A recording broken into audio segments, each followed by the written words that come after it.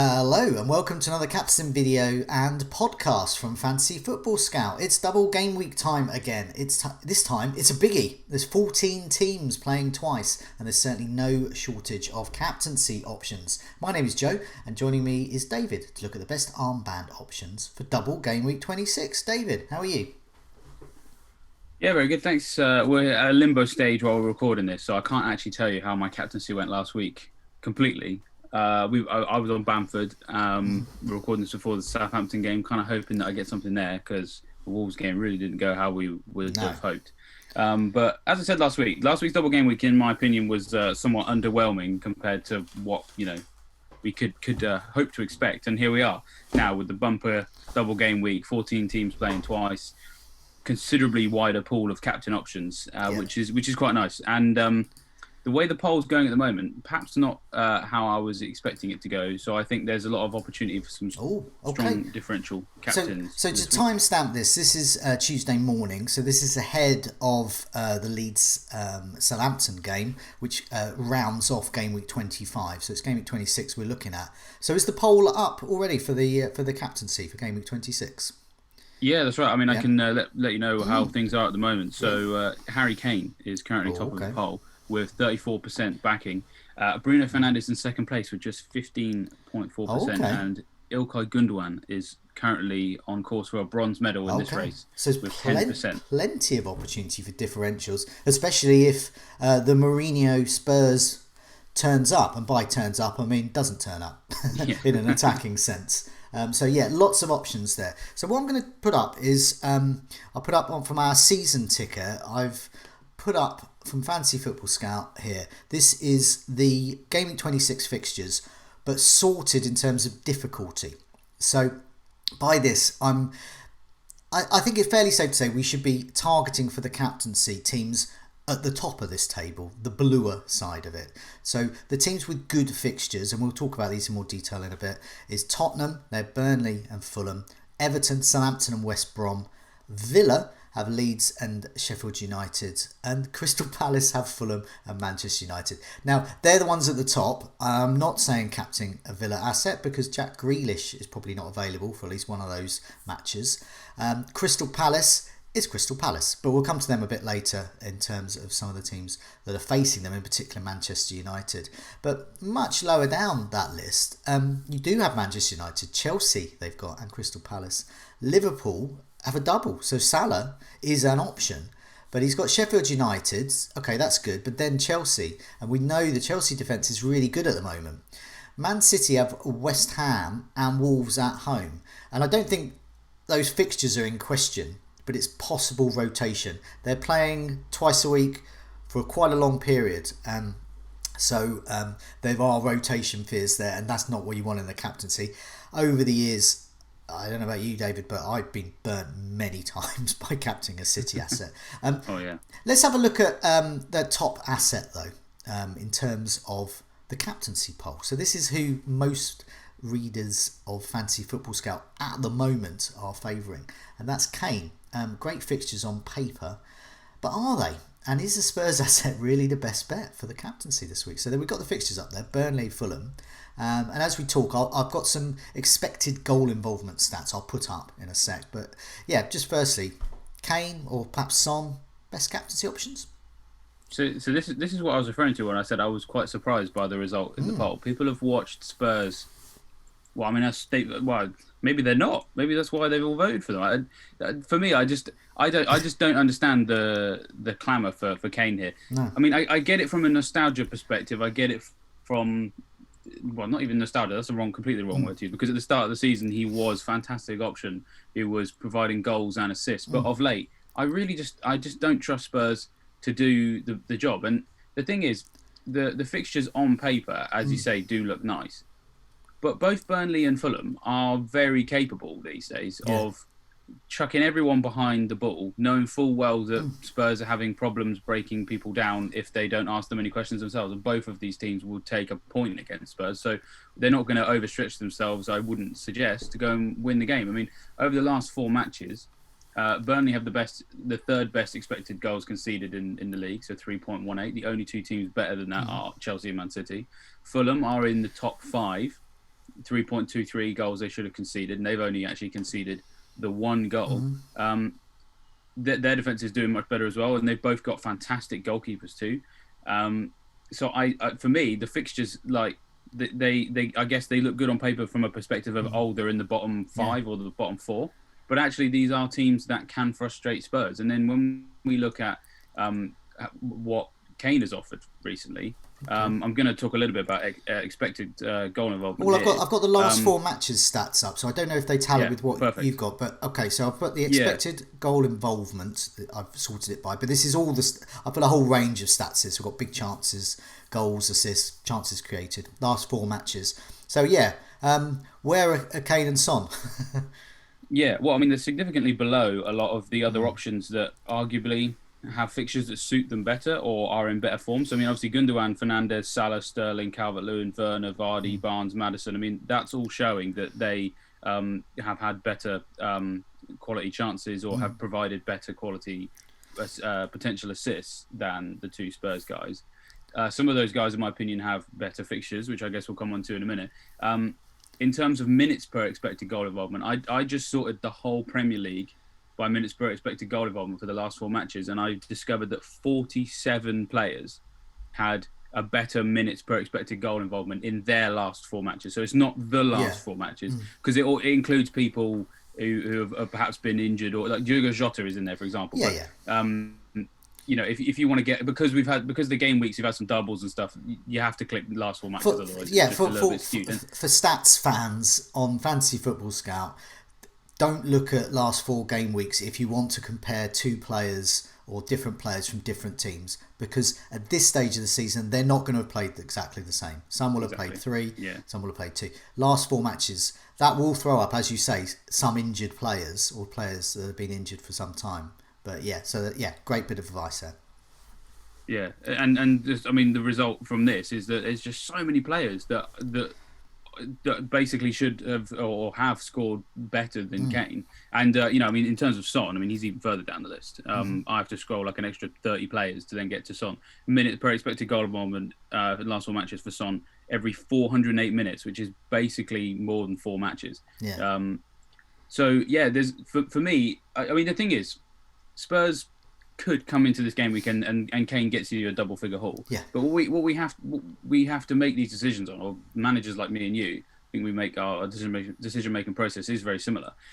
We want to be looking at a player that's top end for expected goal involvement. You know, they should have been scoring you know, decent points in the form that they've had, going up against a team that has been trounced quite convincingly relatively recently. Now, Burnley, that can happen against a top 4 side. So just going back to those expected goal conceded figures, you know, their last 4 matches, they haven't exactly been against, you know, incredibly difficult oppositions: West Brom, Fulham, Palace, and Brighton. So maybe that forms a part of it. But you know, they lost 2-0 to Man City, they lost 2-0 to Chelsea, they lost 1-0 to Liverpool.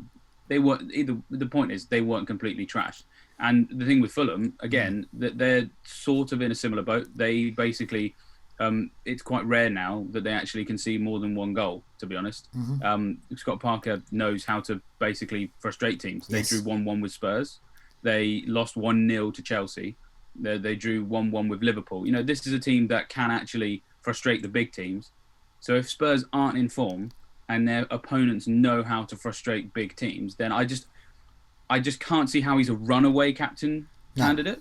No, he could be a good one, but not a runaway one like the poll suggests. To go back to the old swords and shields metaphor, I consider Kane a shield pick. I'm considering getting him in, but that's because his ownership will be so high, because he will be so massively captained, that if he gets a goal, it's going to cost me. If I own him, and his effective ownership is over 100%. As in, you know, lots of his owners are captaining him, which I expect will happen. Then you know the damage is going to be limited there. If I indeed captain him, then happy days if he does well. But as you said, I don't know if he will. These are tough fixtures.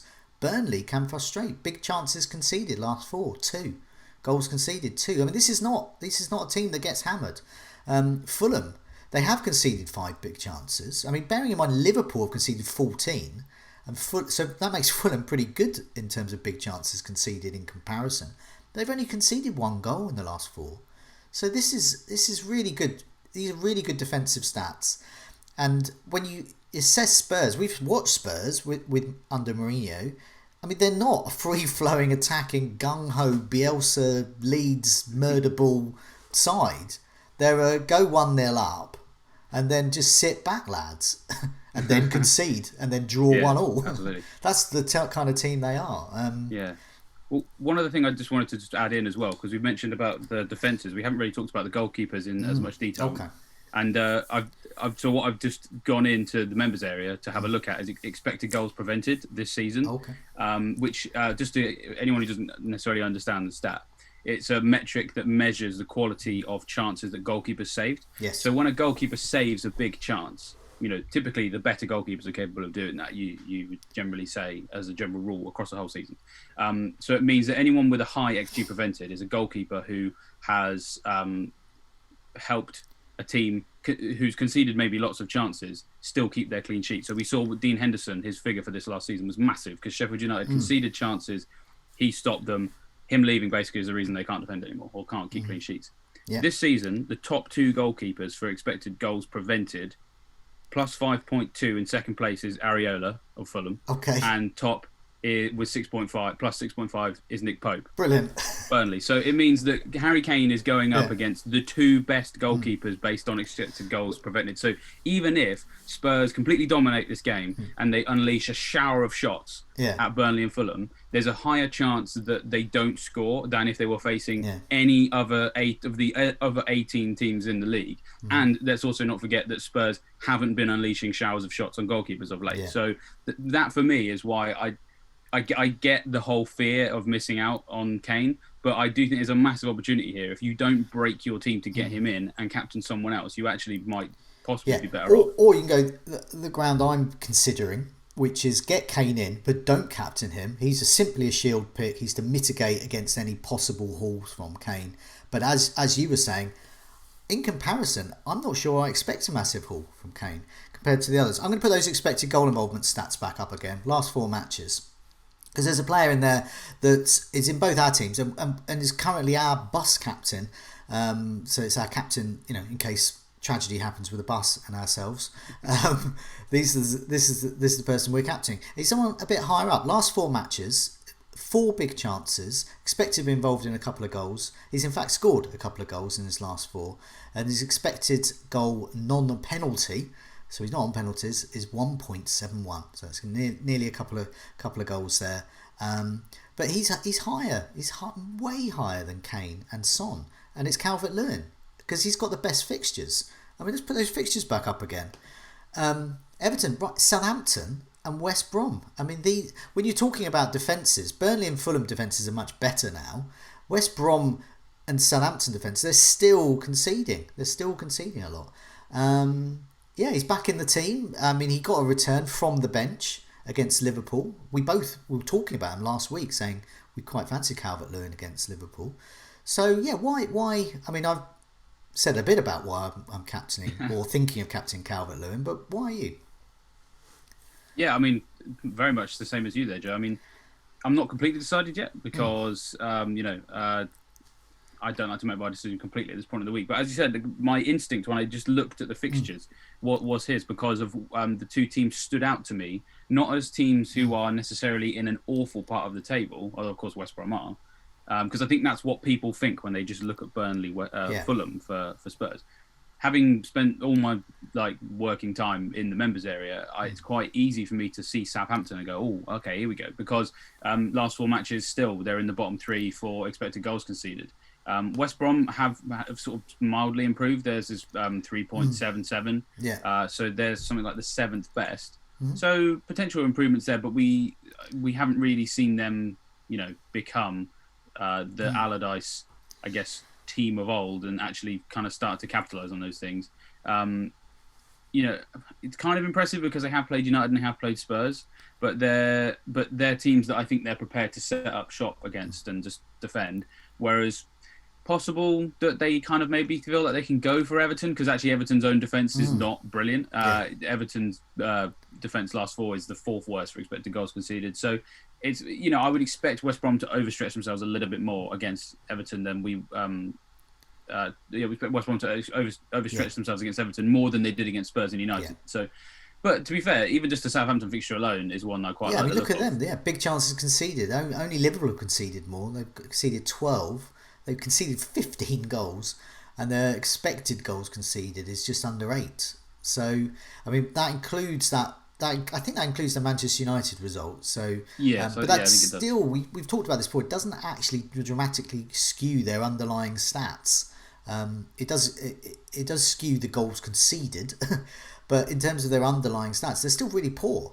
I think Calvert-Lewin has the better fixtures. I don't know what entirely to expect with Everton, and I'm going to be watching the Southampton Leeds game just to see. I want to see what sort of Southampton defence turns up, because it's that fixture I'm thinking of more than the West Brom one, but I do like the West Brom one as well for Calvert-Lewin. Yeah, I think people should definitely just keep an eye on what formation they go with or have gone with, depending on when you're watching this, for the Leeds game, Southampton that is, because they've had a slight issue recently in terms of personnel, which initially was one of the reasons why they were conceding so badly, because obviously they conceded so badly against United, to be fair, because they had someone sent off right near the beginning, but they've had problems in the fullback areas, which we've documented that in quite a lot of detail of late. But they played with a slightly different setup, dare I say, against Chelsea, where they put Bednarek at right back. So when you've got someone like him who he's not the slowest guy in the world, and sometimes when you play a centre back at fullback, you sometimes end up with a team that is actually slightly more secure than you might expect, because he's not adventurous enough to go forward and leave gaps. So when Southampton have played people like Valery at right back, but this is when Walker-Peters is not around, of course, they expose themselves because Valery doesn't have the discipline to come back and defend properly if he's going to go forward and create some opportunities. Even Walker-Peters, I think is a good player, but he's always got his mind on what's in front of him as well as what's behind him. So he's thinking about two things. Bednarek isn't the kind of guy that's going to bomb forward and start putting crosses in. So we need to keep an eye on what happens in the Leeds game, because if they go with that setup again, which, by the way, when Bertrand goes forward, can become a back three as well, because they're three centre backs. They can cope with that quite nicely. Because I didn't think Chelsea opened them up anywhere near as much as we expected them to in game week 25. So I still think that they can get turned over. The stats suggest that has happened. But we just want to keep an eye on what their defence gets up to against Leeds, then pair that with what they did against Chelsea. And this is what I mean about decision-making process on Calvert-Lewin. I'm not quite there yet. If I see something against... Because we know what Leeds are like. We know what they're capable of doing. If Leeds don't completely turn Southampton over when they're in possession and expose gaps between them, then it makes me a little bit concerned that maybe Everton can't get as much as I want out of this as well. So...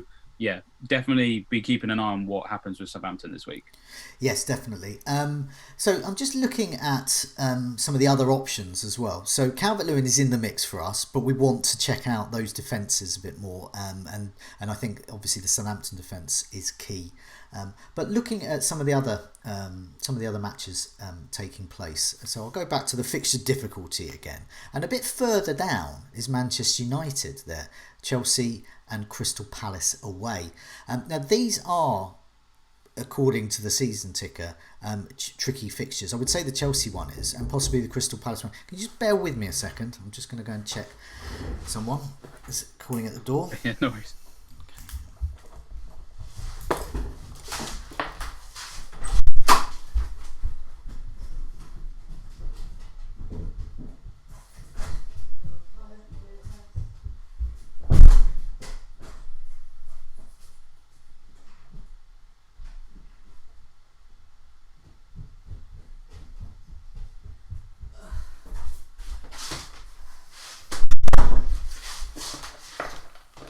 Right, back again. Okay.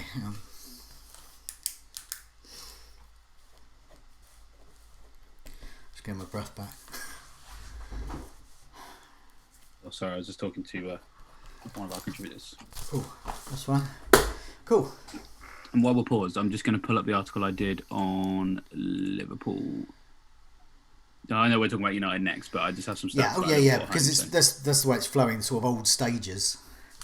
Yeah. Like Fernando. Where are we? There we are. Cool, great, got it. All right. Okay. Yeah, yep. Yeah, so looking at Manchester United's fixtures, they've got Chelsea and Crystal Palace. Fernandes is going to be hugely captained, and he's hugely owned. And in a normal game week, if you don't captain him, you're looking at a red arrow if he scores. So yeah, what do you think about Fernandes for the captaincy? Yeah, that's absolutely the way I'm looking at it. He has been a drain on my team for several weeks, despite him being in my team, and it's so frustrating. I mean, that may change if Leeds and Southampton assets do come off in game week 25, then maybe it's not so much of a problem. But people kind of laughed at anyone who suggested they might captain Fernandes over Bamford, for example, in game week 25, and one game in, he's got 12 points, I think it is. He's got a double figure haul because he got another goal and assist, and he's so consistent. And he's I don't want to say he's jammy because he's a quality player, and United are a team that create their own luck, I think, with the way that they play. But he's the kind of guy that will have a bad game and still come away with 12 points, and he's done that consistently. You know, it's not like at this point it doesn't feel like overperformance against XG or anything like that. He is just the kind of guy that is just going to get you something.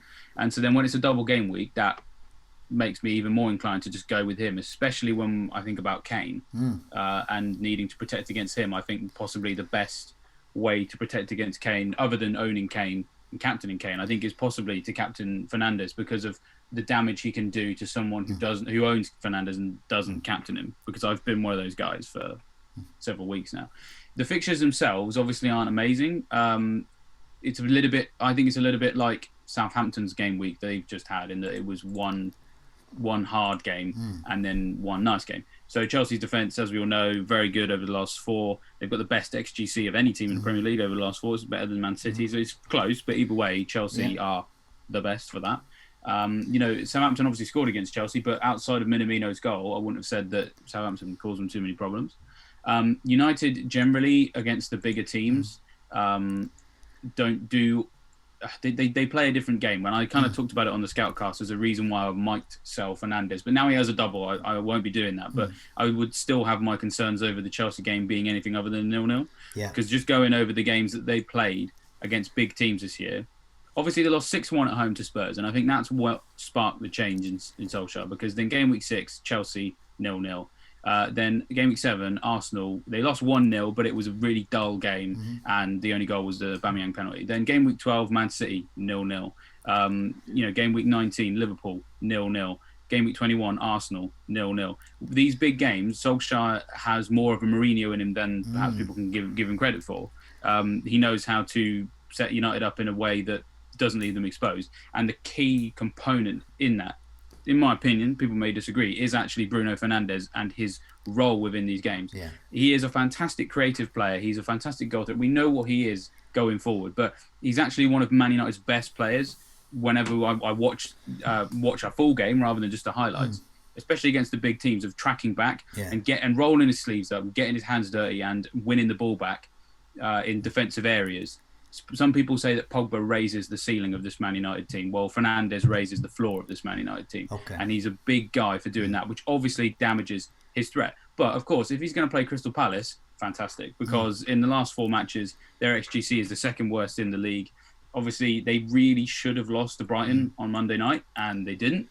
I would imagine that Man United are probably a little bit better at converting their chances than Brighton. And I'm going to say no offence, but I also feel like you probably agree with me on that, Joe. Yeah, it's true. I look at the Fernandes fixtures, and I think when a team is playing or a captainable asset is playing against either Manchester City or Chelsea, it's a sort of, well, I'll probably take 2 points, to be honest, and hope they don't get booked. But it's not one I would target for big returns. But the Palace game, possibly.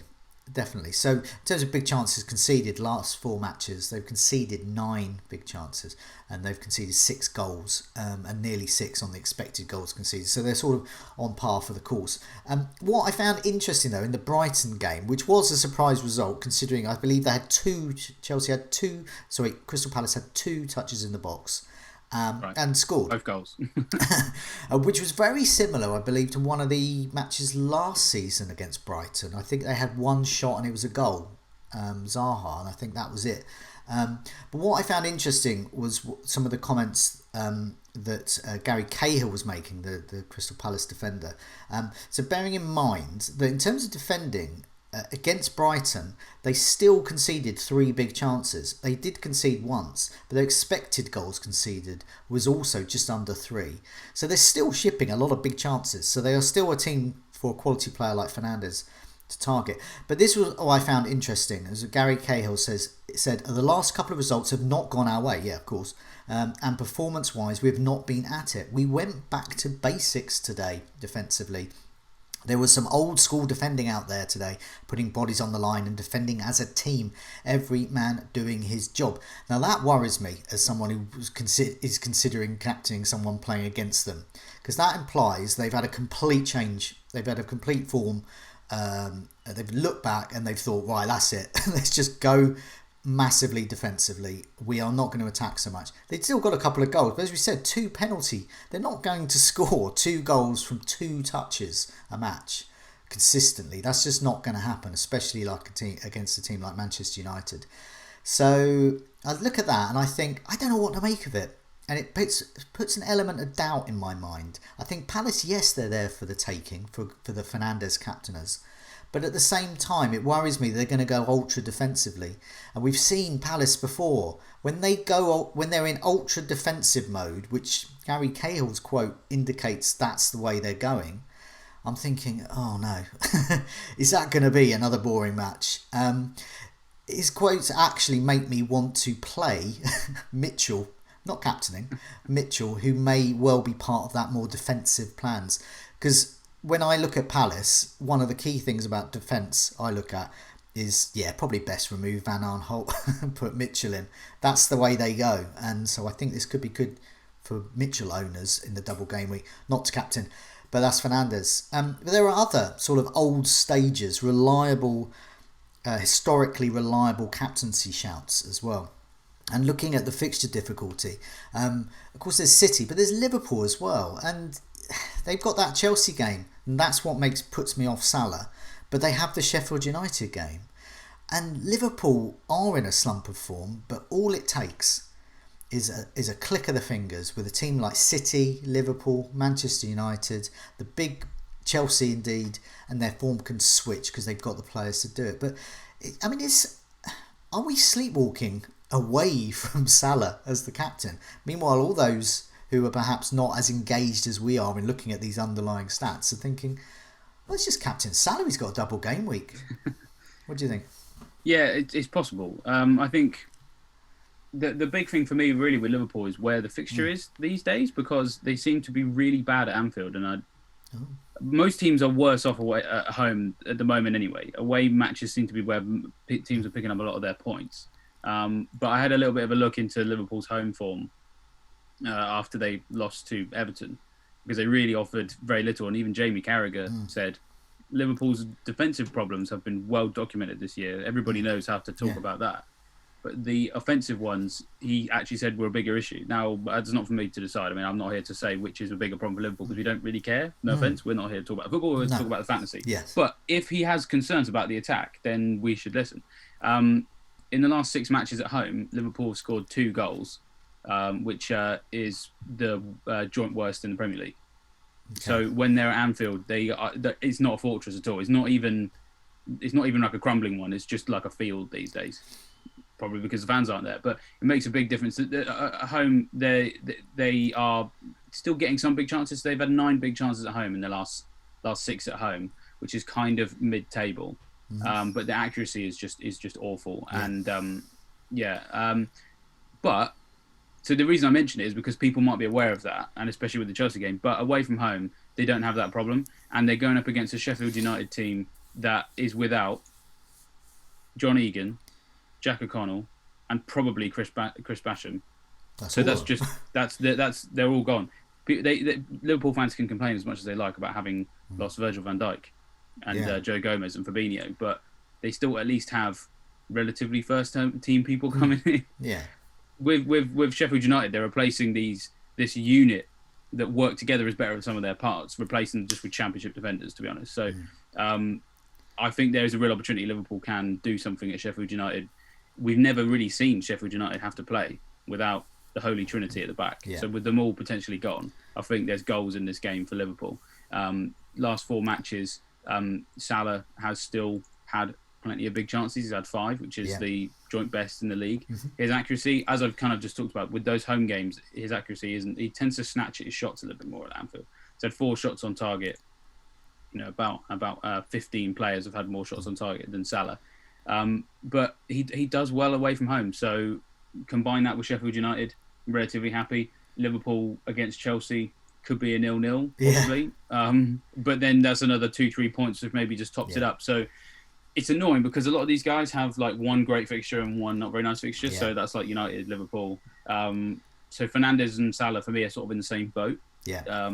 It's a toss-up between those two. Well, let's go back to that fixture difficulty again, because Manchester City actually have 2 good fixtures in West Ham and Wolves at home, and also Man City are really good at the moment. I don't get a sense with Man City like I do with, say, Manchester United or Liverpool, where they've got a tough game. I think, that could be 0-0. It could be they could nick a goal.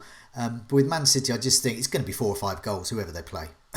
That's the way they go for it. But as we said, it's that rotation as well. So going back to XGI, Gundogan, 5 big chances. That's joint top for the last 4 matches. And his expected goal involvement is just under 5. So, on par there. He's had an assist, 4 goals. And minutes per goal attempt in the box under 40 minutes, every 37.7 minutes. He'd be a great option. Sterling as well. 3 big chances. Expected goal involvement. Expected to be involved in just under 3 goals as well. So on a par. But it's that rotation, isn't it? Is that what's putting you off City? Fixture's good, form's good. Yeah, it does sit at the back of my mind and trouble me a bit. The problem is the timing of this game week. If this game week was maybe 2 or 3 game weeks ago, where we had these exact fixtures and form and whatever, and then I would be less worried because Man City weren't having to think about the Champions League and the other competitions, and Pep has a fantastic chance of winning the Champions League this year. And is the Premier League wrapped up? No, obviously, mathematically, but, Man City have got to be feeling pretty confident about winning the league. So there may be at some point a shift towards, instead of starting De Bruyne, Gundogan, these big players in every Premier League game and resting them in the Champions League, surely there will come a moment when that shifts. The question is, when's that going to happen? I suspect, but it is only a suspicion, that it won't happen just yet because their first Champions League games against Mönchengladbach, and I think with their reserves, they aren't really reserves. They'd be starting in any other team. Yeah, I think they can still comfortably manage that. Yeah, we're talking Jesus, Torres, Bernardo Silva. These are their reserves. Possibly Foden as well. Yeah, amazing. I would be, when you consider that De Bruyne is just back from injury. And Gundogan technically is too. I would be quite shocked if after those two both started in the Premier League at the weekend that they also played in the Champions League. Of course, keep an eye, and if you see them start and play 90 minutes, then start to worry. So as I said, my suspicion is that they probably can play significant minutes in both of those Premier League games, but it is just a suspicion, and it is Pep. So that is always at the back of my mind. We don't really need to go into too much detail or further detail about what they're capable of doing because we've already kind of shown in some of the stats. For me, it's a case of if you fancy one of these guys, do just go and make sure you keep an eye on the Champions League game midweek. And if we get rests for Gundogan, then I think he's a good captain shout. There are other options as well. We've already gone through so many options, but there's so many teams playing twice. But looking at, I'm going to keep these expected goal involvement stats up, the last 4. And there are other options, and Leicester as well. Harvey Barnes and Vardy. Now, Harvey Barnes had 2 big chances, expected goal involvement just under 2. But Vardy's had 5 big chances, and we've seen this with Vardy before. He's a bit of a stats buster, but when he starts getting those big chances, then even more goals follow. So Vardy and Barnes, they play Arsenal and Burnley. Now Burnley, as we've said, Nick Pope is capable of keeping anyone out. But it's still a reasonable fixture. Arsenal as well. These feel like good Leicester fixtures. Also, looking at Werner at Chelsea, he's had 4 big chances. But I mean, everyone's sort of had enough of, in FPL terms, FPL managers have had enough of Werner. We got burnt early on and we haven't wanted to go back. But very quietly, he's doing really well.